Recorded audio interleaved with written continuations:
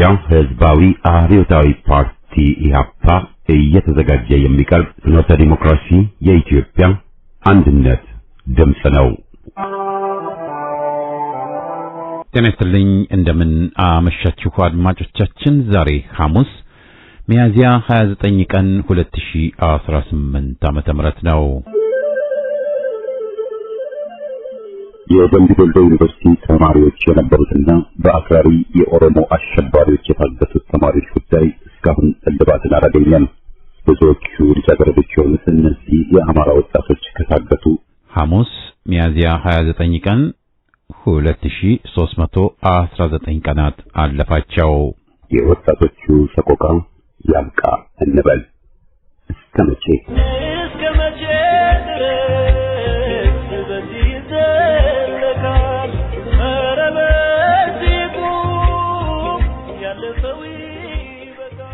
በየሳምንቱ ሐሙስ የምናቀርበው ከማህደራችን ፕሮግራማችንን አሰምተን የዛሬ ዝግጅታችን ፍጻሜ ይሆናል። በዛሬ ከማህደራችን ፕሮግራማችን በቅድሚያ የኢትዮጵያዊነት ብሔራዊ ስሜትና በተለይም ደግሞ የህብረ ብሔር ጠላት የሆነውን የወያኔን ምንነት በሚገባ የሚያውቀው ኢህአፓ በቅርቡ ከቤንሻንጉል ጉምዝ ክልል ከ20 ዓመት በላይ የኖሩና ከክልሉ ተወላጆች ጋር ተጋብተው የተዋለዱ ሀብትና ንብረት ያፈሩ በአማራ ብሔር ዜጎቻችን ላይ የደረሰውን በጥላቻ የተሞላ የማፈናቀል ድርጊት ክፉኛ ያሳዘነው በሚያዝያ ወር 2005 ዓመተ ምህረት በወያኔ አገዛዝ ተደርጎ የነበረውን ማፈናቀል አስመልክቶ ከኢህአፓ የተሰጠ መግለጫ ነው።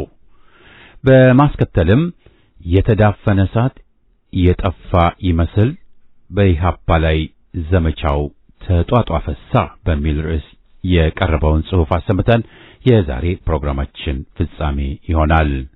በቅድሚያ ዜና። የአማራ ፋኖ ብሔራዊ ንቅናቄ ጎንደር ጠቅላይ ግዛት በላይ ዘለቀ እዝ 5ኛ ኮር አካል የሆነው መብረቅ ክፍለ ጦር በዲቦ ከምከም ወረዳ የምርጫ ካርድ ሊበትን በ5 አቅጣጫ ኃይሉን አሰባስቦ ከመጣው ካገዛዙ አሸባሪ ቡድን ጋር ለተከታታይ 5 ቀናት ከባድ ትንቅንቅ ካደረገ በኋላ ትናንት ረቡዕ ከተማዋን ሙሉ ለሙሉ መቆጣጠር ችሏል። የጀግኖቹን ክንድ መቋቋም ያልቻለው የኦሮሞማው አሸባሪ ቡድን የመጣበትን ዓላማ ሳይሳካ ወደ መጣበት ፈርጥጧል። በጅሌ ጥሙጋ ወረዳ አዝግዬ ጉባዋጮ ቀበሌ የሚኖሩ የአማራ ተወላጆች ላይ የአገዛዙ ታጣቂዎች አዲስ የማፈናቀልና የንብረት ማውደም ዘመቻ መጀመራቸውን የአካባቢው ምንጮች ገለጹ። እነዚህ ተጎጂዎች ከዚህ ቀደም ከ4 ዓመታት በፊት በደረሰባቸው ጥቃት ተፈናቅለው የነበሩና በቅርቡ ወደ ቀያቸው የተመለሱ ቢሆንም አሁን ላይ ግን በታቀደና ስልታዊ በሆነ መንገድ ዳግም እንዲፈናቀሉ እየተደረጉ ይገኛሉ። በጥቃቱ ወቅት ያገዛዙ ታጣቂዎች የነዋሪዎችን ቤት ከማውደም ባለፈ ከ180 ኩንታል በላይ እህል መዝረፋቸውም ታውቋል። ታጣቂዎቹ ዝርፊያውንና እንግልቱን ሲፈጽሙ ነዋሪዎቹን እናንት አማርኛ ተናጋሪ ናችሁ፣ ልጆቻችሁ ፋኖ ናቸው፣ አሁን መጥተው ያስጥሏችሁ በሚል ስላቅና ጥላቻ በተሞላበት ንግግር ሲያዋርዷቸው እንደነበር የደረሰን መረጃ ያመለክታል። ይህ በእንዲህ እንዳለ መሰል የተቀናጁ ጥቃቶች በዚሁ ቀጠና በሚገኙት ማጀቴ፣ አጣዬና አካባቢ በሰፊው እየተከናወኑ ይገኛሉ። በአካባቢው የሚንቀሳቀሰው በኦሮሞማ አገዛዝ እንደሚደገፍ የሚነገረው የሸኔ ኃይል ከፋሽስቱ ጦር ጋር በመሆን በአማራ ተወላጆች ላይ ከፍተኛ ግፍ እየፈጸመ መሆኑም ተሰምቷል። ሰሞኑን በአዲስ አበባ የመጀመሪያው የአፍሪካ ማህበራዊ ሚዲያ ተጽዕኖ ፈጣሪዎች ጉባኤ በሚል መጠሪያ በከፍተኛ ወጪ የተዘጋጀው መድረክ ያገዛዙን የሞራል ዝቅጠትና የፖለቲካ ግብዝነት በግልጽ እያሳየ ያለ ክስተት ሆኗል።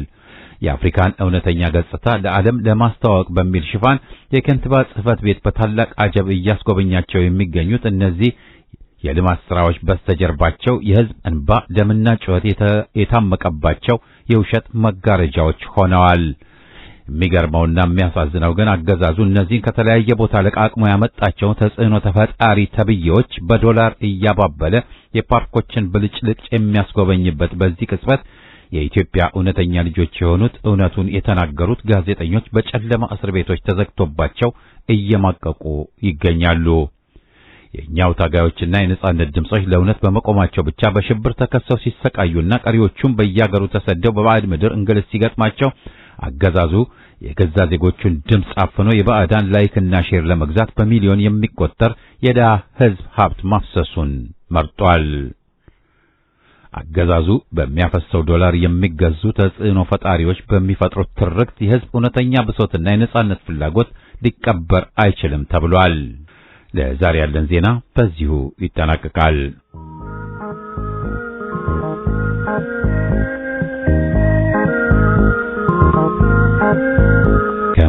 ከማህደራችን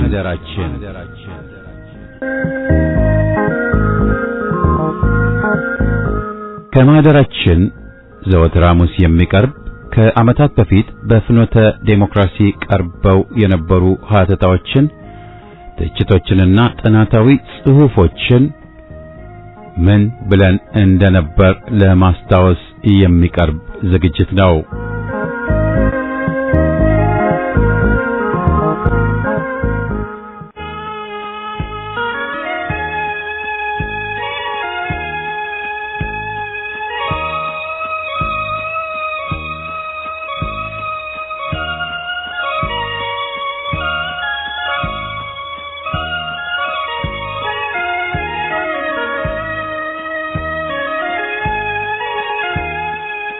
ከኢትዮጵያ ሕዝባዊ አብዮታዊ ፓርቲ ኢህአፓ የተሰጠ መግለጫ ሚያዝያ 2005 ዓመተ ምህረት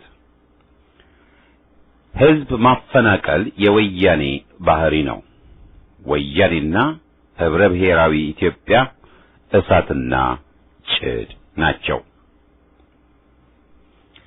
የኢትዮጵያዊነት ብሔራዊ ስሜትና በተለይም ደግሞ የህብረ ብሔር ጠላት የሆነውን የወያኔን ምንነት በሚገባ የሚያውቀው ኢህአፓ በቅርቡ ከቤንሻንጉል ጉምዝ ክልል ከ20 ዓመት በላይ የኖሩና ከክልሉ ተወላጆች ጋር ተጋብተው የተዋለዱ ሀብትና ንብረት ያፈሩ በአማራ ብሔር ዜጎቻችን ላይ የደረሰውን በጥላቻ የተሞላ የማፈናቀል ድርጊት ክፉኛ ያሳዘነው ልቡንም ያቆሰለውና አጥብቆም የሚያወግዘው እንደሆነ አበክሮ ይገልጻል።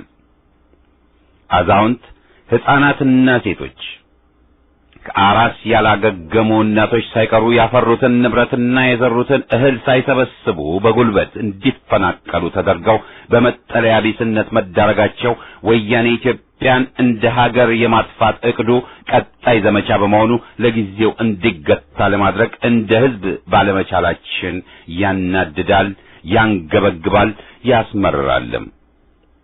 በተመሳሳይ መልኩ በደቡብ ክልል ቤንች ማጂ ዞን ጉራ ፈርዳ እንዲሁም ለረጅም ዓመታት በመኖር ሀብትና ንብረት አፍርተው ተዋልደው የኖሩ የአማርኛ ቋንቋ ተናጋሪዎች ላይ የማፈናቀል እርምጃ ተወስዶባቸዋል።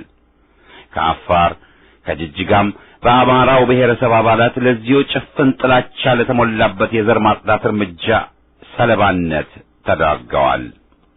ለነዚህና በተለያዩ ጊዜና ቦታዎች በበደኖ ባረካ በአርባ ጉጉ በአማራ ብሔር ላይ ሆን ተብሎ ለተደረጉ አሰቃቂ ጭፍጨፋዎች ዋና ተጠያቂ የሆነውን የወያኔን ቡድንና በጠባብነት የታወሩ ደጋፊዎችን በዚህ ከሰብአዊነት ውጭ በሆኑ ድርጊቶቻቸው በኢትዮጵያና በአማርኛ ተናጋሪ ዜጎቻችን ላይ ያላቸውን ጥላቻ ከምንጊዜውም በበለጠ የሚያሳይ ከመሆኑም ሌላ በተባበረ ሀገር ወዳድ ትግል እንዲገታ ካልተደረገ መጨረሻው ምን ሊመስል እንደሚችል ከበርካታ ተመክሮች አንጻር ሲሰላ በእጅጉ የሚያሳዝንና የሚቀፍ በመሆኑ ሁሉም ልብ ሊለው የሚገባ ነው።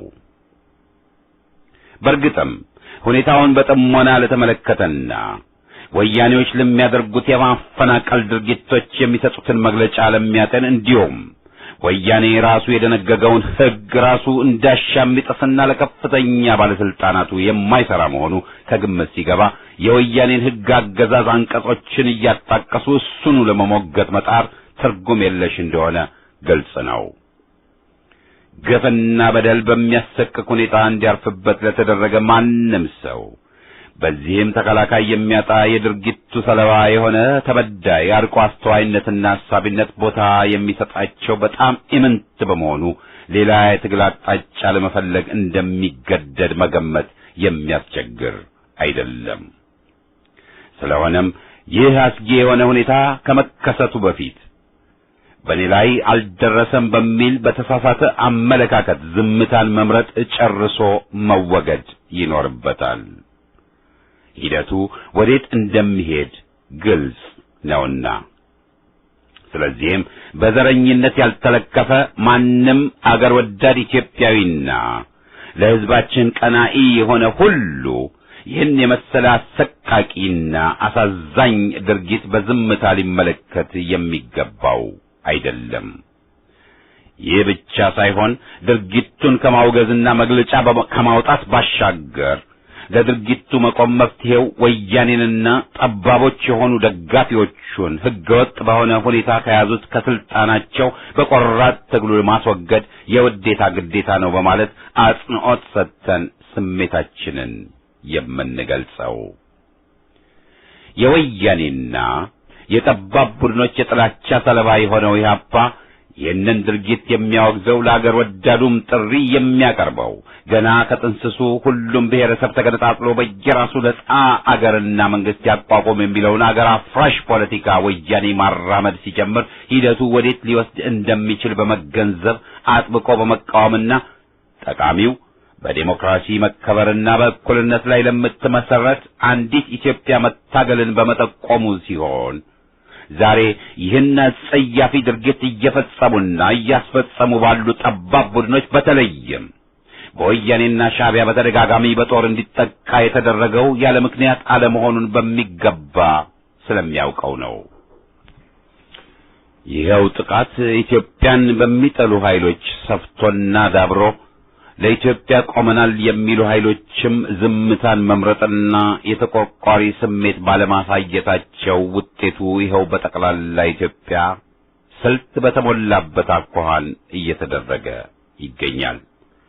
ወያኔ በባዕዳኖች ሙሉ ድጋፍ የጨበጠውን የፖለቲካ ስልጣን በመጠቀምና በሚረግፍለትም የኢኮኖሚ እርዳታ ጠባብ ቡድኖችን በስሩ ለማሰለፍና መጠቀሚያ ለማድረግ መቻሉ ሕዝባችንን ለመናቅና ማን ይነካኛል የሚል እብሪት በውስጡ በማሳደር በጥላቻ የሚመለከታቸውንና ይቀናቀኑኛል የሚላቸውን የብሔረሰብ አባላት እየከፋፈለ የማፈናቀል እርምጃውን እያካሄደ የከፋፍለ ግዛ መርሁን ተግባራዊ እያደረገ እስካሁን ቀጥሏል። ለዚህም ነው ይህንን በእብሪት የተወጠረ ማናህሎኝነቱን ማስተንፈስና ሕዝባችንን መታደግ ቀነቀጠሮ ሊሰጠው አይገባም በማለት ኢህአፓ ሳይታክት የሚቀሰቅሰው። የወያኔ አገዛዝ በመላው አገሪቱ እየተባባሰ ለቀጠለው የሰብአዊ መብት ጥሰት ብቻ ሳይሆን ለመጀመሩም ዋና ተጠያቂ መሆኑ ለሁሉም ግልጽ ቢሆንም ለችግሩ ተመጣጣኝ በሆነ ስልት ካልተቋቋሙት እንዲሁ በከፋ ሁኔታ መቀጠሉ አይቀሬ ነው። የሚታየውም ይኸው ነው። ይህ ብቻም አይደለም። ለስልጣን ከበቃ ጊዜ አንስቶ እስካሁን ድረስ አመቺ ጊዜና ሁኔታ እየጠበቀ የአማርኛ ቋንቋ ተናጋሪ ወገኖቻችን ላይ በተለያዩ አካባቢዎች ለበርካታ ዓመታት ከሚኖሩበት አካባቢ በተደጋጋሚ የወሰዳቸው የማፈናቀል እርምጃዎች የሚታወቁ ናቸው። የአማርኛ ቋንቋ ተናጋሪ የሆነውን በተለይም የአማራውን ብሔረሰብ በጎጥ እየለየ ጎንደሬ፣ ጎጃሜ፣ የወሎ፣ የሸዋ እያለ በመከፋፈል በቤተ ክርስቲያን ጭምር በዲያስፖራው ሳይቀር እየከፋፈለ ለማዳከም እያደረጋቸው ያሉ ጥረቶች በቀጣይነት እየተካሄዱ ያሉ በጋድም የሚታዩ ናቸው። ይህ እንዳለ ሆኖ የወያኔን የሕዝብ ጠላትነት በሚገባ ባለመገንዘብና ማንነቱን እያለዘቡ በማቅረብ የተደረጉት እንቅስቃሴዎችም ለወያኔ መጠናከርና የሕዝብን ሰብአዊ መብቶችን ለመጣስ እንዲቻለው አስተዋጽኦ ማበርከቱም የሚዘነጋ ሊሆን አይችልም። በሂደት በምክርና ተመክሮ ማግኘት ይሻሻል ይሆናልና ጊዜ እንስጠው በማለት የሞከሩም የወያኔ አምባገነናዊ ድርጊትና ጥላቻ ሰለባ ከመሆን ሊያመልጡ አልተቻላቸውም። እነዚህ ሁሉ ትምህርት ሊሆኑን በተገባ ነበር፣ ግና አልሆነም። በቅርቡ እየተደረጉ ያሉት የማፈናቀል እርምጃዎችና የወያኔ ጥላቻ ሰለባ በሆነው አማራ ብሔረሰብ ላይ ብቻ ያተኮረ ቢሆንም ሌሎችም ጽዋውን ለመጎንጨት እየተገደዱ ናቸው። መጠነ ሰፊ ቁጥር ያላቸው ጋምቤላዎች፣ ቤኒሻንጉሎች፣ ኦሮሞዎችና ሌሎችም ለበርካታ ዓመታት ከትውልድ ወደ ትውልድ እየተላለፈ ለኑሮ ከሚጠቀሙበት መሬታቸው በግዴታ እየተፈናቀሉ መሬታቸው ለባዕዳን በተለይም ለህንዶች፣ ለሳውዲ አረቢያና ለተለያዩ አረብ ሀገራት በርካሽ የተሸጠባቸው መሆኑ የዚሁ ሌላው አስከፊ ገጽታ ነው። ርዝመቱ ከ1000 ኪሎ ሜትር በላይ የሆነና ወደ ውስጥ ደግሞ ከ50 እስከ 70 ኪሎ ሜትር ያለውን የኢትዮጵያን ግዛት ለሱዳን በተሰጠበት ወቅት በኃይል እንዲፈናቀሉ የተደረጉ አርሶ አደሮች ጉዳይም እንደዚሁ የወያኔ ፖሊሲ ነጸብራቅ ነው። መፈናቀል ብቻ ሳይሆን ለሞትም የተዳረጉት ቁጥራቸው በርካታ ነው። በየእስር ቤቱ የታጎሩ በተለይም የኦሮሞ ዜጎቻችን ቁጥር በብዙ ሺህ የሚቆጠር ነው። ከሁሉም በላይ በእኔ አውቅልሃለሁ አባዜ የትግራይ ሕዝብ በፍላጎቱ ሳይወክለው ከሌሎች ወንድምና እህቶቹ ጋር በጋራ በአንድነት ሊኖሩ አይችሉም በማለት የትግራይ ሕዝብ እንዲገነጠል ያደረገውን የጥላቻ በተለይም በሸዋ አማራ ላይ ያካሄደውን ቅስቀሳ አደገኛነቱን አውቆ በመታገሉ የጦር ውጊያ ከፍቶበት በደም እንዲቃቡ ማድረጉም የሚታወስ ነው። ይህ ብቻም አይደለም። ኢህአፓ ለሰብአዊነት ያለው ራእዩና ለዜጎቻችን ያለው ፍጹም ፍቅርና አክብሮት ይህንን የመሰለ ወራዳ ድርጊት አጥብቆ ለመኮነን ዋናው መሰረቱ በመሆኑም ጭምር ነው። ይህ ጠባብና አረመኔ ቡድን ገና ሲፈጠር ጸረ አማራነቱን ያለ ኀፍረት ይፋ ማድረጉ ብቻ ሳይሆን የቅኝ ገዢዎች ኢትዮጵያን የመበታተን የቆየ ዕቅድ ተግባራዊ ለማድረግ የተተከለ መሆኑና አገር የማጥፋት ተግባሩ በጨመረ ቁጥር የሚፈስለት እርዳታን በዛው ልክ ማደጉ እንደዚሁ በዘፈቀደ እንዳልሆነ ልብ ልንል ይገባል። በመሆኑም የወያኔን ጸረ አማራነት በሱም ተመርኩዞ ኢትዮጵያን እንደ ሀገር ለማጥፋት እያደረገ ያለውን ድርጊት ለማስቆም የሚቻለው ወያኔ ጸረ ሕዝብ ጸረ ኢትዮጵያ መሆኑን ተገንዝቦ በዚሁ ላይ የተመሰረተ የወያኔን ስርዓት ለማስወገድ በሚደረግ ጽኑ ትግል ብቻ ነው። እሱን በመኮረጅ ሳይሆን እሱን ተጻራሪ ሆኖ በመቆም አጥብቆ በመታገል ነው። ይህ ስኬታማ ሲሆን ያኔ ኢትዮጵያ የሁላችን በማድረግ በሰላምና በእድገት ጎዳና ለመጓዝ ሁሉም በሚችለው አቅሙ የራሱን አስተዋጽኦ ሊያበረክት የሚችልበትና እንደ ዓይን ብሌናችን በጋራ የምንንከባከበው መድረክ የሚኖረው መሰረቱም በጋራ የሚገነባ ነውና ማንም ኃይል ሊያፈራርሰው አይችልም። የወያኔን የማፈናቀል እርምጃ ለማገድ እንታገል። በጋራ ትግል እናሸንፋለን።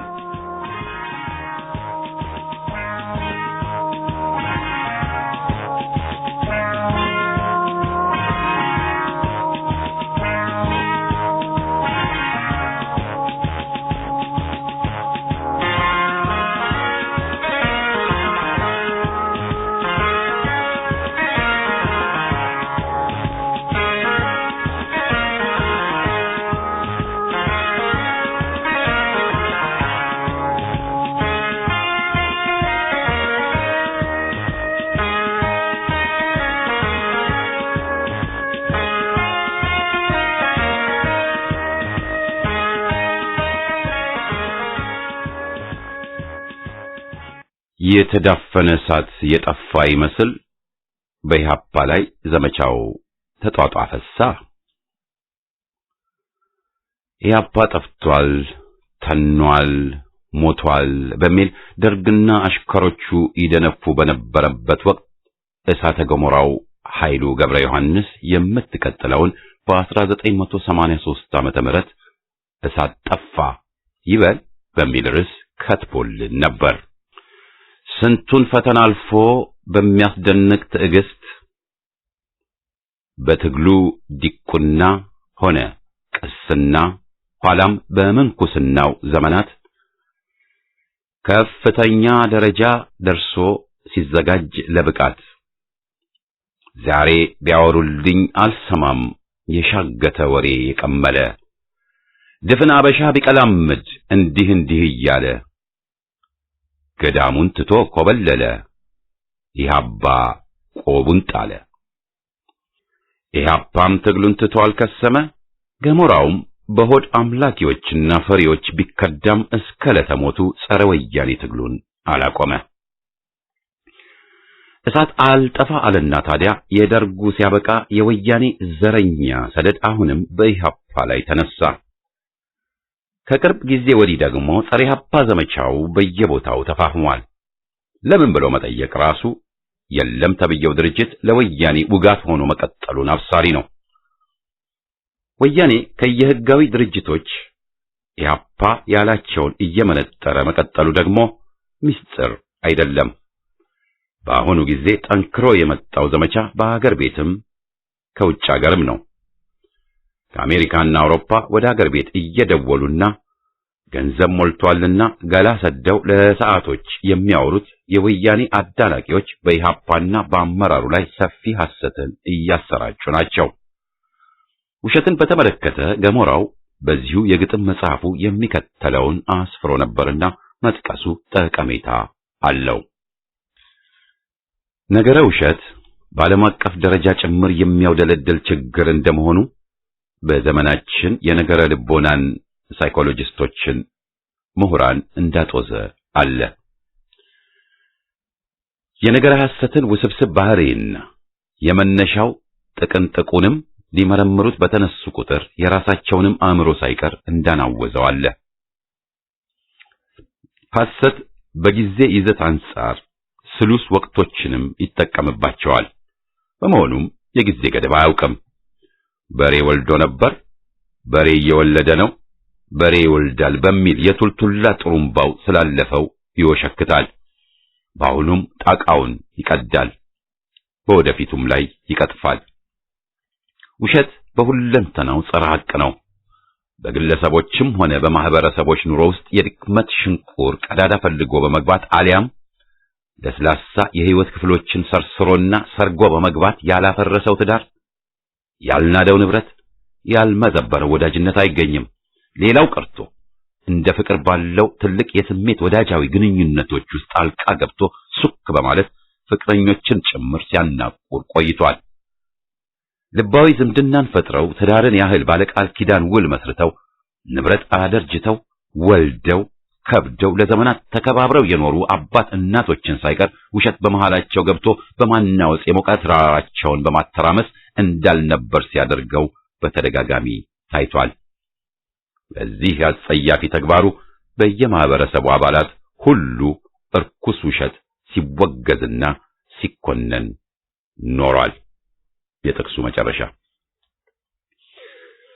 ቢወገዝ ቢከሰስም ውሸት ተነቃብኝ ብሎ የሚተን ሳይሆን ራሱን በመደጋገም ሐቅን መስሎ ሊያወናብድ ይጥራል። ውሸታችሁ ተነቅቶበታል በቃ ሲባሉ እምቢኝ አሻፈረኝ ብለው የደረቁ ወያኔዎችና የደርግ ርዝራዦችን ዛሬ ይመለከቷል። ገሞራው ትንተናውን በመቀጠል የሚከተለውን አስፍሮ ነበር። በየፖለቲካው መስክ የሚቧረቅ ውሸት የራሱ አይነትና ይዞታው ባህሪ ሲኖረው በአብዛኛው ስልጣንና ኃይላዊ ጉልበት ላይ በማነፍነፉ የሚሽከረከር ውሸት ነው። ለስልጣን የሚቋምጥ ግለሰብ ወይም ቡድን ከእኔ በላይ ላሳር ነው በሚል ዘዴ ከሰማያት የወረድኩ ልዩ ፍጥር ነኝ እስከ ማለት ድረስ ያስቀባጥረዋል። ከመሰሉ ፍጥሩም የተለየ ልዩ ለመምሰል ደሜ ሐምራዊ ነው ብሎ እስከ መዘላበት ድረስ ያቃዣዋል። ትውልዴም ባለሺ ጅማት ካላቸው ከነንቶኔ ዝርያ ሲወርድ ሲዋረድ የመጣ ነው እስከ ማለትም ድረስ ያስቀላምደዋል። ለዚህ አይነት የባለ ውሸት አበጋዝ ብዙ ስመጥርና ዕውቅ አምባገነኖችን በናሙናነት ማቅረብ ይቻላል። ትንሽ ዘርዘር አድርገን በዘመናችን የሚከናወኑትን አይን አውጣ ውሸቶችን ብንጠቃቅስ ከፖለቲካ ጋር የቅርብ ዝምድና ያለውን የፕሮፓጋንዳ ውሸት መጥቀሱ እጅግ አርኪ ነው። ባልነበረ ጦር ሜዳና ባልዘመተ ሰራዊት ባዶ ሁኔታ ላይ የድል ቅዠት ያወፈፈው ቡድን ድንገት ተነስቶ 1000 ሰዎች ማረኩ፣ ዘመናዊ መሳሪያዎችን በገፍ ማረኩ፣ 1000 ገደልኩ፣ ጉጡርጡራ የተባለውን ልዩ ለጦርነት አመቺ ቦታ ከጠላት አስለቅቄ ከእጅ ያገባው ማለት ደረቅ ቱልቱላውን ይነፋል። የሚገርመው ደግሞ የራሱ ተዋጊዎች ልዩ የአቅቤ ርዕስ ጥይት የማያስመታ መድኃኒትና አስማት ያላቸው ይመስል ከዚህ ሁሉ ወራሪ ሰራዊት ውስጥ ያን ያህል ከፍተኛ ሲያደርግ አንድ እንኳን መሞት ቀርቶ ያልቆሰለበት መሆኑን አለመግለጹ ነው። ይህ አይነት የጦርነት ግብግብ ውሸት በዘመኑ ቋንቋ ጸሊም ፕሮፓጋንዳ ወይም አስደሳች ዜና ተብሎ ይጠራል። 10 ተዋጊዎችን ምርኮ አስገብቶ እንደሆነ 10ን በ10 ያባዛና 100 ተዋጊዎች ማርክ ያለው ሲል ይፋሽጋል። የትልቅ ከተማ ጎረቤት የሆነች የገጠር መንደር የያዘ እንደሆነ ዋናውን ከተማ በቁጥጥር ስር አድርጌያለሁ ሲል ጣቃውን ይቀዳል። ከዋሹ አይቀር እንዲህ ቅልጥልጥ ብሎ እንጂ በተራ ጆሮዎች በኩል አሟልጮ ለመግባት እንዲያስችል። የጥቅሱ መጨረሻ ቅልጥልጥ ያለን ውሸት ነጋ ጠባ እየደገሙ ስደት ለወሬ ያመቻልና ነፍሰ ገዳዮቹ ሰለባንን ብለው እየለፈፉ ትላንት የወጉትን ወይም ሲታገል ቅንጣት ድጋፍ ያልሰጡትን ዛሬም አይናቸውን በጨው አጥበው ሲዘምቱበት ማየታችን በኢህአፓ ላይ እየደረሰ ያለው የሐሰት ናዳ ምስክር ይሆናል። ወያኔ ስልጣኑን ለመጠበቅ ያሰጋኛል ብሎ ከልብ የሚፈራውን ድርጅት ባገኘው ቀዳዳ ሁሉ ለማጥቃት መነሳቱ የሚጠበቅ ሲሆን ይህን ዘመቻ አጅበው በድርጅቱ ላይ መሰረተ ቢስ ክሶችንና አሳፋሪ ውሸቶችን የሚረጩት ግን በጥብቅ መወገዝ ያለባቸው ናቸው። ኢህአፓ የኤርትራን መገንጠል ወይም ነፃ መሆን አልቀበል ብሎ ከሻዕቢያ መጣላቱና በዚህም መጎዳቱን ደግሞ ደጋግሞ የገለጸ ሲሆን በመሰረቱ የዚህን ትክክልነት ኢሳይያስ አፈወርቂ ሳይቀር አረጋግጦታል። ለዚህም ነው ድርጅቱ ኤርትራን አስገነጠለ የሚለው ክስ ከንቱ ሆኖ ትል የሞላው ቋንጣ ሆኖ አሁንም ሊለፍፉት የሚጥሩት ማፈሪያዎችን መስማቱ የሚያንገሸግሽ የሆነው። በቅርቡ ወደ አሜሪካ ተጉዞ በዚያ ትውልድና በኢህአፓ ላይ ጸያፍ ዘመቻ የከፈተው የቆሻሻ ታሪክ ባለቤት ፕሮፌሰር እንጂ ደርግ 60ዎቹ ላይ ላደረሰው ግድያ ኢህአፓ ተጠያቂ ሊሆን አይችልም። የአሜሪካ መሳሪያ ሆኖም አልተገኘም። የደርግ ኢሰፓ ባለስልጣን ሆኖ ግፍ በህዝብ ላይ አልፈጸመም። በአሶሳ ሻዕቢያና ኦነግ አማራውን ሲገሉ ዝም አላለም። አወገዘ፣ አጋለጠ እንጂ በከተማ በገጠር ደሙን ለሀገሩ አፈሰሰ እንጂ በደርግ ለነጻ ትምህርት በየኩባና ምስራቅ አውሮፓ አልተላከም። ኢህአፓ ለሐቅ ቆመ እንጂ በሬ ወለደ፣ በመውለድ ላይ ነው ይወልዳልም ከሚሉ ነፍሰ ገዳዮችና አረመኔ አገዛዞች ጋር አልሰመረም፣ አላበረም። ምናልባትም ይህ ይሆናል አላቋርጥ ላለው የሐሰት ዘመቻ ምክንያት የሆነው።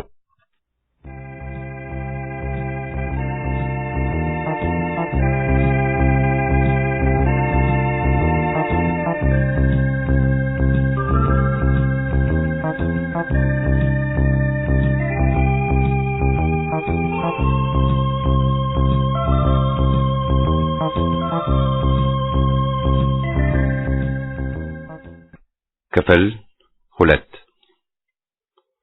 ተፈጥሮ ስርዓቱን ካልቀየረ በቀር የህላዌ ሂደት ካልዋጠው ውዥንብር ካላበደ በቀር ህሊናው ካልዛለ ከቶ ማን ነው ደፍሮ እሳት ጠፋ ያለ? ኃይሉ ገብረ ዮሐንስ ገሞራው። እሳት ቢዳፈን የጠፋ ይመስላል የተባለውን የዘነጉ ኢህአፓ ጠፋ ተነነ ሲሉ ዓመታት አልፈዋል። ይህ ምኞት ቅዠታቸው እውን የሚሆንበት ጊዜ ከኮከብ ርቆ በመገኘቱ ቀቢጸ ተስፋ ይህን ጎራ ወሮ ይወዘውዘዋል። ኢህአፓ ግን አለ። ለድርጅቱ ህልውና ምክንያት የሆኑት መሰረታዊ የህብረተሰቡ ቅራኔዎች አልተወገዱምና መኖሩን ወደ አለመኖር ሊቀይር የሚችል ኃይል ወይም ሁኔታ እስካሁን አልተከሰተም። ሳይሞከር ቀርቶ አይደለም። ነጻ እርምጃና ቀይ ሽብርን ያስታውሷል። የህዝብ ጠላትና ፋሽስታዊ ደርጎች ነጋጠባ ኢህአፓን የሰላሙን ሁኔታ በራሱ ቀይሮ ተኩስ ከፈተና ደርግን ቆሰቆሰው ሲሉ ቢደመጡም ፍስሐ ደስታ የተባለው ፋሽስታዊ መኮንን የቅርቡ አቅራሪ ነው። ሐቁ ግን ሌላ መሆኑን ደግመን ደጋግመን ያስረዳነው ነው። የፋሽስቶቹ የገደል ማሚቶዎችም ነጭ ሽብር ገለመኔ እያሉ ቢጮሁም ኢህአፓ ለደርግና አጋሮቹ ጥቃት ከተጋለጠ ከብዙ ጊዜ በኋላ የመከላከል እርምጃዎችን መጀመሩ ታሪክ መዝግቦታልና ይህን ፍቆ ሐሰትን ለማስፈን የሚቻል አይደለም። ፍስሐ ደስታ ቀደም አለቆቹ መንግስቱና ፍቅረ ስላሴ ባሳተሙት የደርግ ስንክሳር ጠራቂ ተቋም ተረድቶ ባሳተመው መጽሐፍ ብዙ ደርጋዊ ቅጥፈቶችን ሕይወት ሰጥቶ ሲያቀርብ ሊያጋልጥ የሚገባውን ሐቅ ግን ዘነጋሁት አይነት ብሎ ማለፉን የመረጠ ይመስላል። ሙሉ ትችት ጊዜውን ይጠብቅና ወደ ቁም ነገራችን እንመለስ። ውሸት ለምን? ውሸት እንዴት? ኃይሉ ገሞራው እንዲህ ብሎ ነበር። በአብዛኛዎቻችን ዘንድ እንደሚታወቀው በነገረ ምንታዊ አስተሳሰብና አመለካከት ዱዋሊዝም መሰረት ውሸት ወይም ሐሰት ወይም ቅጥፈት በመሰረተ ባህሪው የትልቁ እውነት አንጻራዊ ምንዝር ነው። እንደታመነበት ሁሉ በተፈጥሮ ህልው ለሆነ ነገር ሁሉ በትይዩ ገጻዊ ጣምርነት የተቀየጡ ባለመንታ ባህሪያት ኩነቶች ይንጸባረቁበታል። በሐሳባዊ መዋቅራቸው አንጻር እያንዳንዱ ህልው የጽራሬታው ንጻሬ አፍራሻዊ ቅንብር ውጤት ነው። ይህ ስሪታቸው እንደሚያሳየው ከሆነ ማንኛውም የዓለማችን ህልው ነገር ንጻሪያዊ አጣማጅ ያለውና ምንነቱንም ለመተርጎም አንዱን ከሌላው ጋር አገናዝቦ ማረም ወሳኝ እንደሚሆን ተረጋግጧል። ይህም ማለት ማንኛውም ነገር የብቸኝነት ባህሪ ቢታይበትም ቅሉ ምንነቱን ሰቅስቆ ለመረዳት በነጣለነቱ ብቻ በጉልህ ሊታይና በስርዓት ሊገለጽ አለመቻሉንና ቢሞከርም እንኳ አርኪና አመርቂ ውጤት አያስገኝም ማለት ነው። ስለ ውሸት ማንነት የሚናገር ሁሉ በአንጻሩ እውነት እንዳለ ያውቃል። ለመሆኑ ውሸት በመሰረተ ባህሪዋ ምንድናት? የሚጠቀሙባትስ ምን አይነት ዝንባሌ ያላቸው ሰዎች ናቸው? እንግዲህ እዚህ ላይ የውሸትን ትርጉም ማሳጣት ይቻላል።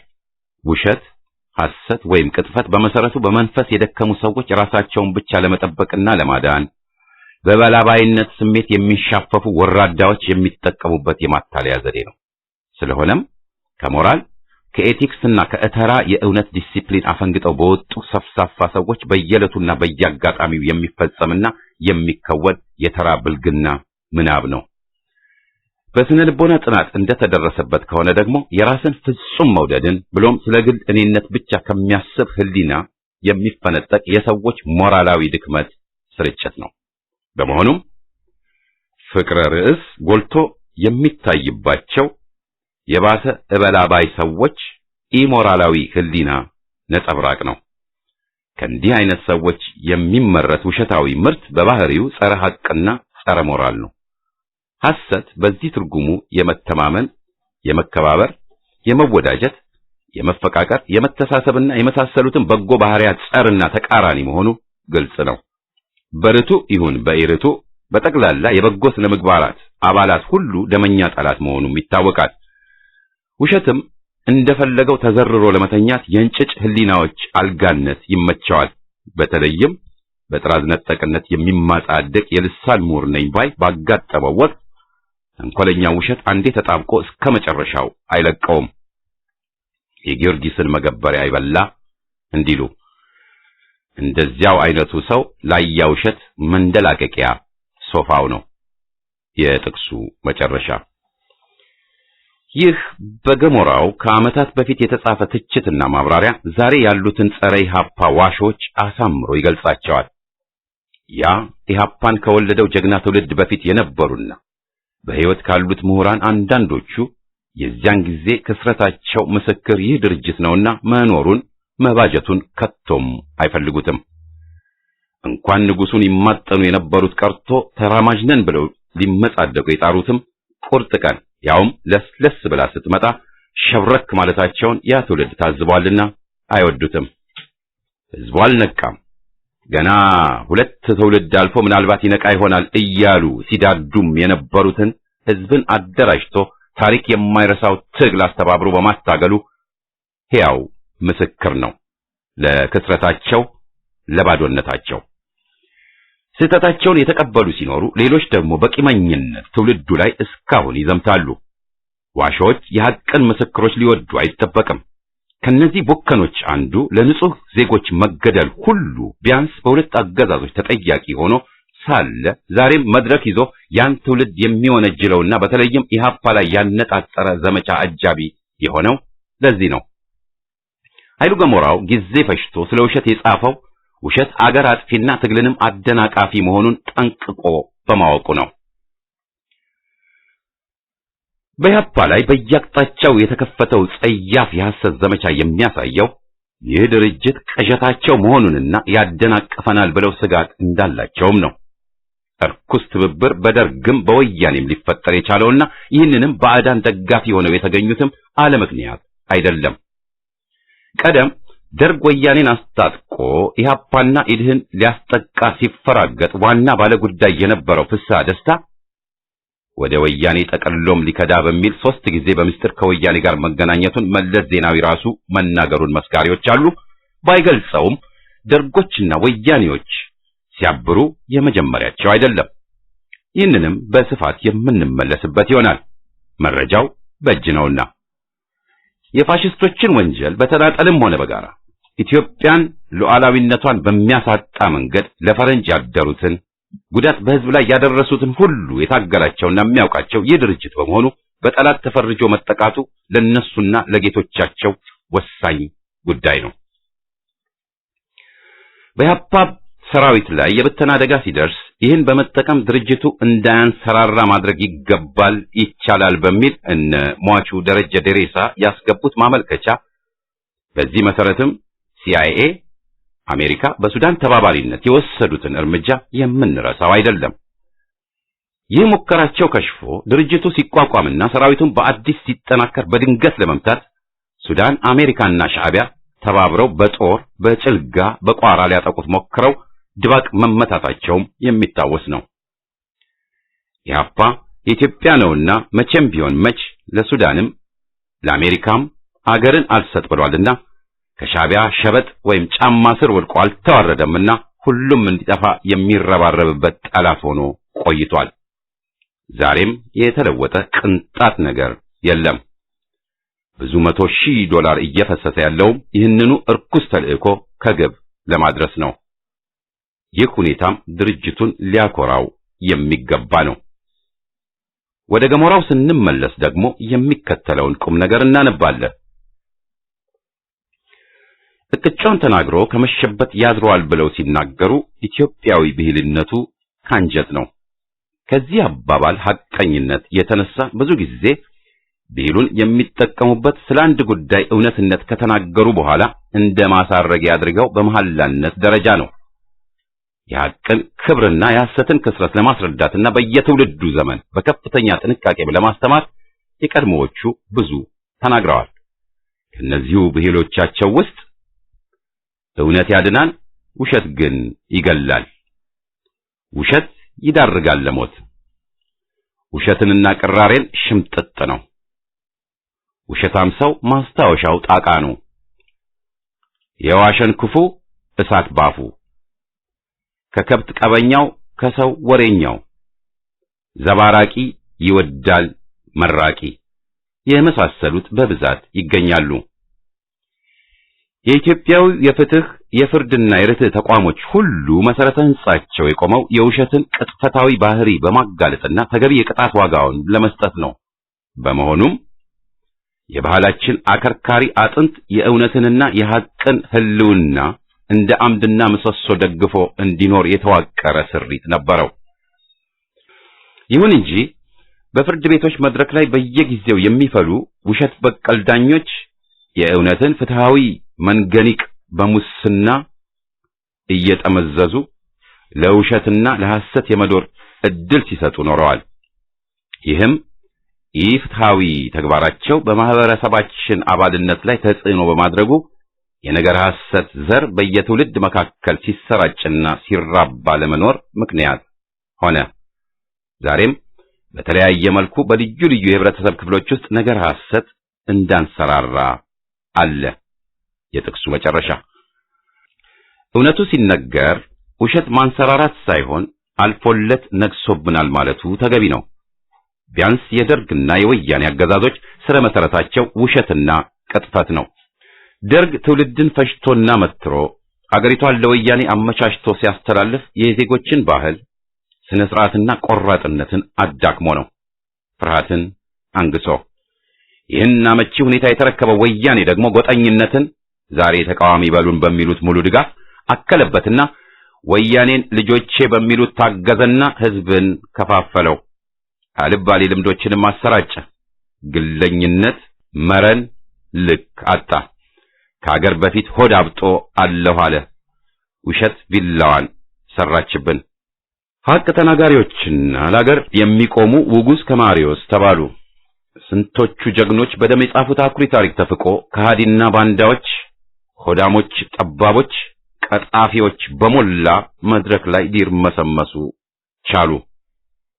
ኩይሳ እንኳ የማይሰራ ከንቱ የምስጥ ክምችት ነው ዛሬ በኢህአፓ ላይ እየዘመተ ያለው። አገሩን ሊያጠፉ ሲባዝኑ ከቆዩት ጋር አብሮ በኢትዮጵያ ላይ የተነሳው። እስቲ ዛሬ በፖለቲካው መድረክ ያዙን ልቀቁን ባዮችን እንዘርዝርና ታሪካቸውን ለመመርመር እንነሳ። ሐሰቱ ማደናገሪያው ተኖ ሐቁን ካበራየነው ማንነታቸውን ማለትም ጸረ ኢትዮጵያዊነታቸውን በግልጽ እናያለን። ይዳፈናል እንጂ መች ይጠፋል እሳት፣ ይፋፋም ቅራኔው ገንፍሎ እስኪወጣ በዚያች የሐቅ ዕለት። በግለት ፈንድቶ ከተዳፈነበት ሲወጣ አደባባይ ያን ዕለት ይሆናል ከጭድ ጋር ጋብቻው ኃይሎ ጋር የሚያሳይ።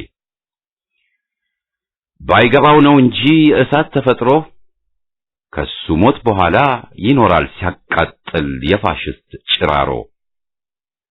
እንዴት ቢደፍር ነው የሚል በአደባባይ አጥፍቻለሁ እሳት፣ ካላወቀ በቀር ወይም ካለማወቅ የኛ ደደብ ፋሽስት።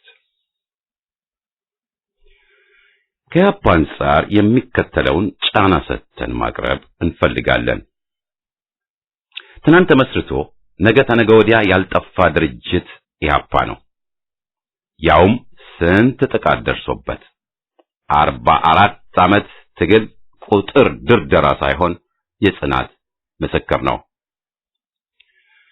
በኢትዮጵያውያን ጀግና ዜጎችና ተራማጅ ወጣቶች የተደራጀ ድርጅት ነው ኢህአፓ። ማንም ባዕድ ይህን ድርጅት አልመሰረተውም፣ አላዘዘውም።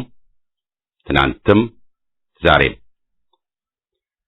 ኢህአፓ የኢትዮጵያን ጥቅም ለማንም አሳልፎ አልሰጠም። ባለመስጠቱን መከራን መቀበል ግድ ሆኖበታል። ኢህአፓ ቤተ እስራኤሎችን በተመለከተ ህዝብን በገንዘብ አልለወጠም። የገንዘብ ጥቅምም ከጭቁኖች ውጥረት ሊያገኝ አልጣረም። ድልድይ ለሱዳን ሲል አላፈረሰም። ሱዳን ስለጠየቀው የደቡብ ሱዳን ስደተኞችን አሳልፎ አልሰጠም። ሱዳን መንግስት ነው ብሎ ቋራን አሳልፎ አልሰጠም። የወያኔ ታሪክ ግን የዚህ ተጻራሪ ነው።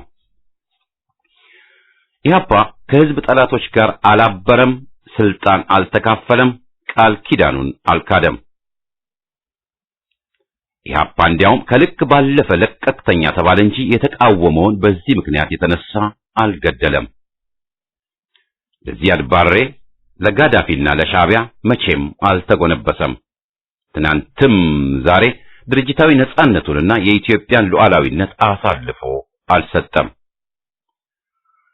አሜሪካም ሆነ ሱዳን፣ ሻዕቢያም ሆነ ግብጽ፣ እንግሊዝም ሆነ ፈረንሳይ ትናንትም ዛሬም ኢትዮጵያን በሚጎዳ ደረጃ ተሰለፍልን ሲሉት መልሱ እምብኝ እንጂ እሺ አገር ልሽጥ ሆኖ አያውቅም። በደርግም በወያኔም ጊዜ በህዝብ ላይ የሚደርሰውን በደል ተቃወመ፣ አጋለጠ እንጂ የደርግ ካድሬና ባለስልጣን አማካሪና ንግግር ጻፊ ወዘተ ሆኖ ራሱን አላዋረደም። ሽብር፣ በግድ መንደር ምስረታ፣ አሶሳ፣ በደኖ፣ አርባ ጉጉ፣ አሰቦት፣ ምስራቅ ወለጋ፣ ጣና በለስ፣ ጋምቤላ፣ ኦጋዴን ወዘተ የመጀመሪያው ጨዋሂና ተቃዋሚ ኢህአፓ እንደነበር ታሪክ ይመሰክራል። ሌሎችስ የት ነበሩ? ተቃውመን ነበር ሲሉ የሚደፍሩትን እንስማቸው። በትግል የሚሰማራ ማንኛውም ድርጅት በተለይም የድርጅታዊ ትግል ተመክሮ ብዙ ባልሆነበት ስህተት ሊፈጸም መቻሉ የሚጠበቅ ነው። ኢህአፓ ስህተት ብሎ ያመነባቸውን በግልጽ አውጥቶ አሳውቋል። ጭቆናን በመታገሉ ግን ቅሬታ የለውም፣ ማንንም ይቅርታ አይጠይቅም።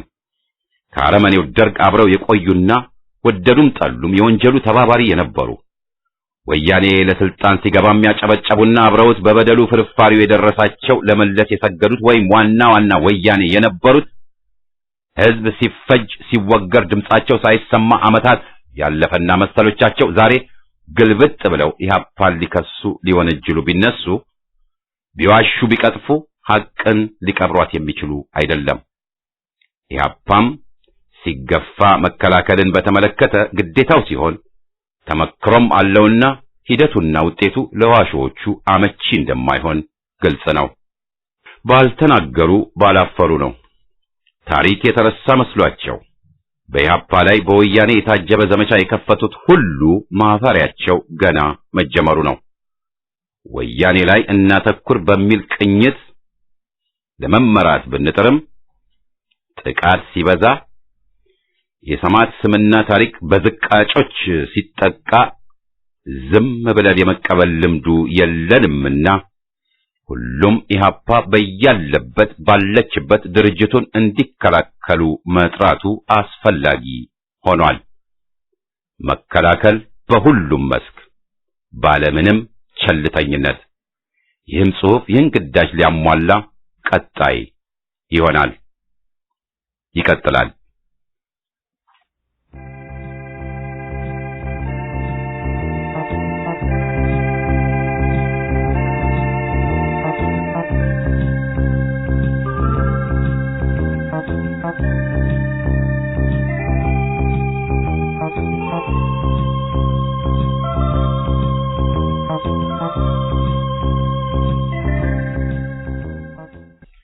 ምን ነው በኢህአፓ ላይ ዘመቻው ተጧጧፈ? ክፍል 3 ካልጠየቁ አያውቁ፣ ካላወቁ አይነቁ። እሳቱ ቢዳፈን የጠፋ መስሏቸው የራሳቸው ውሸት መልሶ አነቃቸው። በኢህአፓ ላይ ጸያፉ ዘመቻ እስካሁን ጋብ አላለም፣ አልቆመም።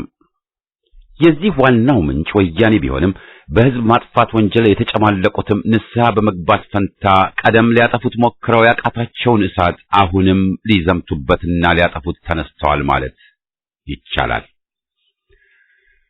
አንደኛው ሬዲዮ ይዞ ነጋ ጠባ ድርጅቱን የሚዘልፈው አሰላ ሳለ ተማሪዎች የሚወዱትን የታሪክ አስተማሪ ያስገደለ ነው።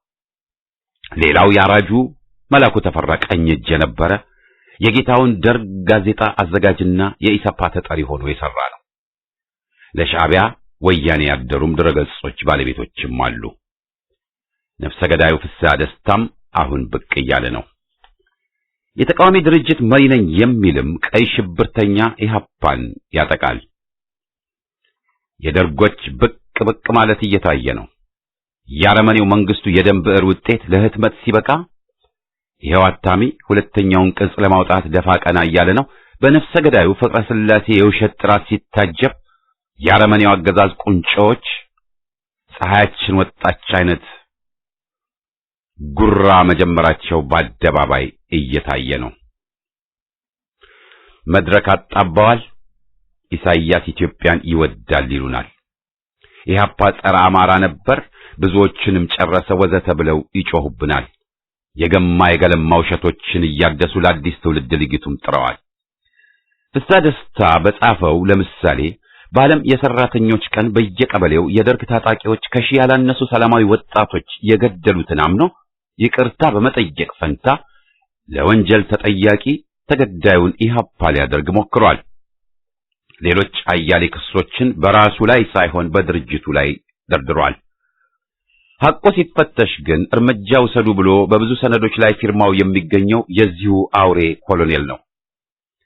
ለወያኔ መሳሪያ ያቀበለውና በትግራይ የነበረውን ጦር ወያኔን ተወት አርጋችሁ ኢህአፓ ኢህአሰን አጥቆ ብሎ ትዕዛዝ የሰጠው ፍስሐ ደስታ ነው። ካንዴም ሁለቴ ደርግን ከድቼ ለትግራይ ልታገል ፍቀዱልኝ ብሎ የወያኔ መሪዎችን የለመነውም ይህ ጉድ ነው። ፍስሐ ደስታ በዘረኝነትና በህዝብ ማጥፋት ወንጀል ከነጓደኞቹ ለፍርድ መቅረበት ያለበት እንጂ መጽሐፍ ጽፎ ወንጀሉን ሲቀጥል በዝምታ የሚታይ ባልሆነ ነበር። ይባስ ብሎ ግን ዛፎች የራሳችን ጠማማ እንዲሉ ከነበርን ስኳድ አንድ አባል የሆነ በታኝና አንጃ አይኑን ሳያሽ የፍስሐ ደስታን ቅርሻት ውብ ብሎ ሌላ ወንጀለኛ ለሚመራው ሬዲዮ ጣቢያ ቃለ መጠይቅ ሰጥቷል። ከገሙ አይቀር ይግማሙ ይሏል። ወደ ለምን ስንመለስ እነዚህ የወደቀው አገዛዝ ማፈሪያ ቅሪቶች አንድ ወንጀላቸውን ለመደበቅ ሲሆን በድርጅቱ ላይ የሚዘምቱት፣ በሌላ በኩል ደግሞ ሊያንሰራሩ ሲመኙ ጠላት ይሆንልናል ብለው የሚፈሩትን ድርጅት ማጥቃት የሚል እቅድን በየዋሽንግተን ከሚሰበሰቡበት ሬስቶራንት ውስጥ አውጠንጥነዋል። ፍርሃት ነው ምንጩ። ወንጀልን ለማመን አለመፈለግ ነው ምንጩ።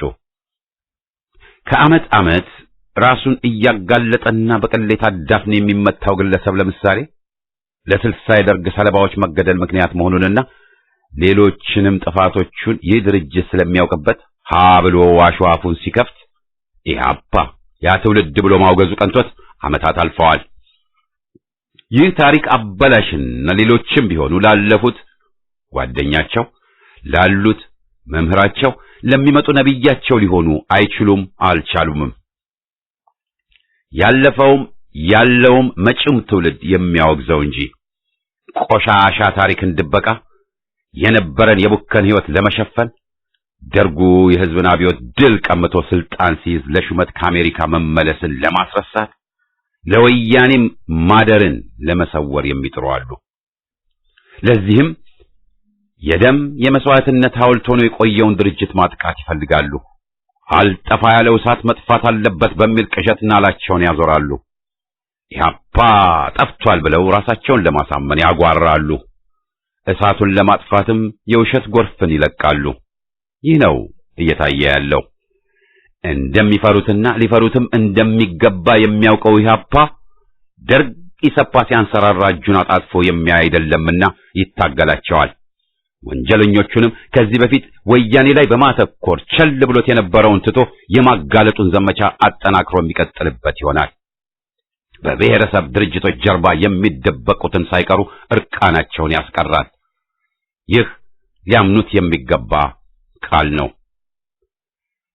ሌሎች ደግሞ እንደ አቅሚቲ የየራሳቸውን ጣዖቶች ጠርበዋል። ከርቤና ብርጉድም እያጤሱ ናቸው።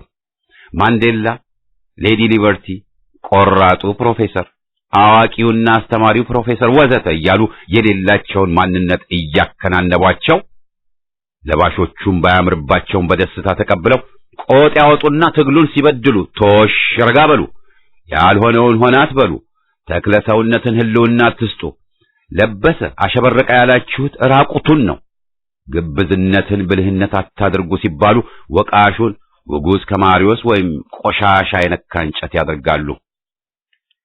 ኢህአፓ ጣዖት አንጠርብም አናስጠርብምም በማለቱ ብዙ ችግር ደርሶበታል። ከውስጡ ፈልተው ጣዖት በሉን ያሉትን ሲያሳፍራቸው ብተናና አንጃነትን አቀንቅነው ሊጎዱት ሞክረዋል። አሁንም አላቆሙም።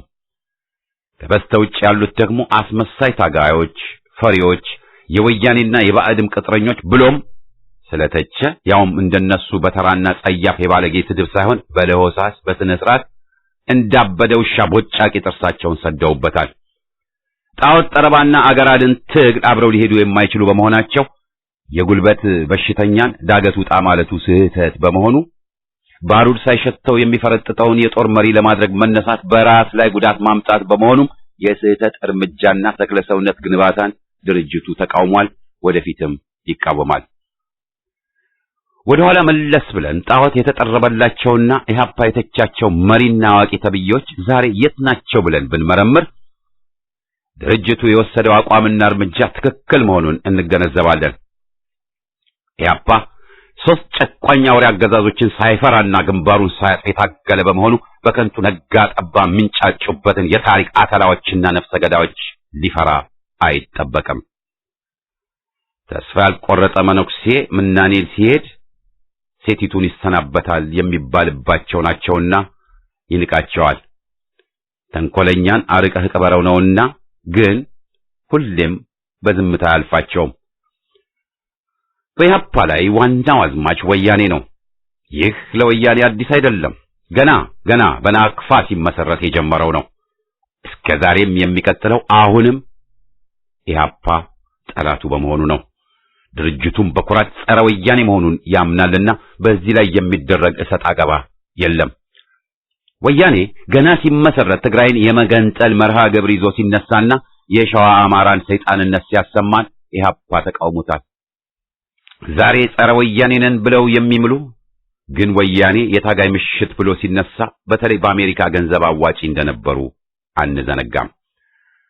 ወያኔ ኤርትራ የኢትዮጵያ ቀኝ ግዛት ናት ብሎ ሲፈርምና ሲያስተጋባ ኢህአፓ ተቃውሞታል። የዚህ ሐቅነት ግልጽ ሆኖ ሳለ የሚመለከታቸውና ያወገዙትም አስመራ፣ መቀሌ ያመኑት ሆኖ ሳለ በምኒልክ ጊዜ ደነቆረ እንዲሉ ደርግ የጋታቸውን ጸረ ኢህአፓ ሐሰት ሁሉ ዛሬም የሚተፉና ድርጅቱ ኤርትራን ደገፈ፣ የሻዕቢያም ነበር ወዘተ ብለው የሚቀጥፉ ማዘኛዎች አሉ። ወያኔ ኢህአፓን በአማራ ትምክህተኝነት ሳይውል ሳያድር ከሶ አባይ ኢትዮጵያ የሚል ቅጽል ለጥፎለት ሊታገለው ተነሳ እንጂ ሻዕቢያም ኢህአፓ ኤርትራ ቀኝ ግዛት ናት አለኝ ብሎ ሊያስጠፋ በተለይ በርካታ ኤርትራውያን በድርጅቱ መሰለፋቸውን ጠልቶ ስለነበር ተነሳ ጣረ እንጂ ዚያድ ባሬም ቢሆን የኢህአፓ አባላት ከኦጋዴን መመልመላቸውን ተቃውሞና ድርጅቱ ምዕራብ ሶማሊያ የሚባለውን አላውቅልህም ስላለው ተነሳበት አጠቃው እንጂ ሁሉም ድጋፍ የሰጡት አልነበረም። ይህን ሐቅ ለመደበቅ ደርግም ወያኔም ዛሬም ሲፍጨረጨሩ መታዘባችን አልቀረም። ወያኔ ጸረ አማራ ብሎ ያወገዘውንና ስንቱን ሺህ አማራ ተወላጅ በኢትዮጵያዊ ሰንደቅ አሰልፎ ያታገለውን ድርጅት ዛሬ ጸረ አማራ ብለው ሊያወግዙት የሚጥሩ መኖራቸው ምጸትና ቀቢጸ ተስፋነትን ቁልጭ አርጎ ያሳየናል። ቅጥፈትና ራስን ማዋረድ ሲነግስ ምን ይሏል? ወያኔ ከአንዳንዶቹ ውድቆች የሚሻለው የራሱን ውሸት ራሱ የማያምን በመሆኑ ነው። እሳቱ ጠፋ ሲል ብዙ ጊዜ ቢደመጥም የድርጅቱን ስም አላነሳም ብሎ ቢምልም ወደደም ጠላም ግን እሳቱ ተዳፈነ እንጂ አልጠፋም የሚለውን ያምንበታል። ፍርሃቱም ከዚህ ጋር የተያያዘ ነው። በእጅ የወደቁትን የኢህአፓ መሪዎችና የቆዩ አባላትን አለፍርድ የረሸነውም ለዚህ ነው። የደርግ ነፍሰ ገዳዮችን ተንከባክቦ ይዞ ባለበት ወያኔ ኢህአፓን አይፈራም የሚሉ ብዙዎች አይደሉም። ነጋ ጠባ ኢህአፓ ጠፍቷል፣ በተለጣፊው የዘቀጠ ቡድን ተተክቷል ብሎ ህዝብን ለማሳመን የሚጥረው ስጋት ስላለው ነው። በተለይ ከቅርብ ጊዜ ወዲህ የወያኔ ውስጣዊ ቀውስ እየተባባሰ በመሄዱና አንዳንድ የውጭ መንግስታት ድርጅቱን ጠጋ ብለውታል የሚል ማንም ያላረጋገጠው መረጃ ደርሶኛል ባይ በመሆኑ መርበትበቱ ጨምሯል።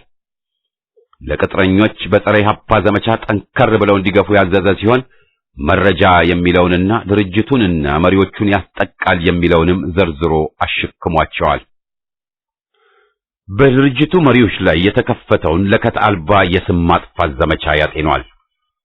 አሁንም ቢሆን ወያኔ የሚያውቀውና የሚያምነው ሐቅ ብዙሃን ኢህአፓን ደጋፊ መሆናቸውን ነው። አሁንም ቢሆን ኢህአፓ በህቡ አደራጅቶ ቀውስ ሊከተኝ ይችላል ችሎታም አለው ብሎ ማመኑም የሚደበቅ አይደለም። ለዚህም ነው ጠፋ እያለ የለም አለ ብሎ ራሱን የሚቃረነው። ለሌለ ድርጅት ይህ ሁሉ ጭንቀት፣ ውግዘት፣ ቅጥረኛ ምሁራን አሰማርቶ ተኗል ለማስባል መጣር ባላስፈለገ ነበር። ኢህአፓ አለ፣ ተከፋፈለ፣ ደከመ ያሉት ለቀጣይ ሀፍረት ተዳርገዋል። እነገሌን ካመራሩ አባረን እስከ ማለትም ደርሰው ነበረ። ፍኖተን አልሲሲን ለምነው አሳፈኑና አረፍንም ብለው ነበር። ከንቱ ልፋት መሆኑን ሳይውል ሳያድር መገንዘብ ግን ተገደዱ። የፍኖተ ዴሞክራሲ በሰፊው መደመጥና የሚያካሂደው ቅስቀሳ የራስ ምታትም ሆኖባቸዋል። ይህም ነው ሌላኛው ምክንያት ለጸረ ኢህአፓው ዘመቻ መጧጧፍ። ድርጅቱ እንቅስቃሴው በህቡ በመሆኑ ስፋት ጥንካሬው የሚታወቅ ባይሆንም ዳገቱን መውጣት ከጀመረ ግን ቢያንስ 24 ዓመታት ማሳለፉ የሚካድ አይደለም።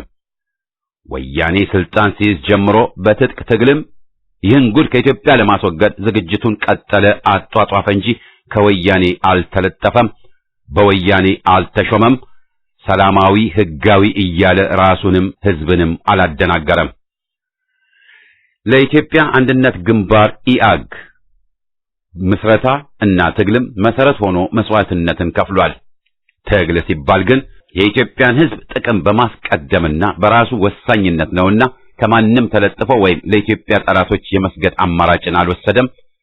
ሊወስድም ይዘቱ እስከዛሬ አልፈቀደለትም።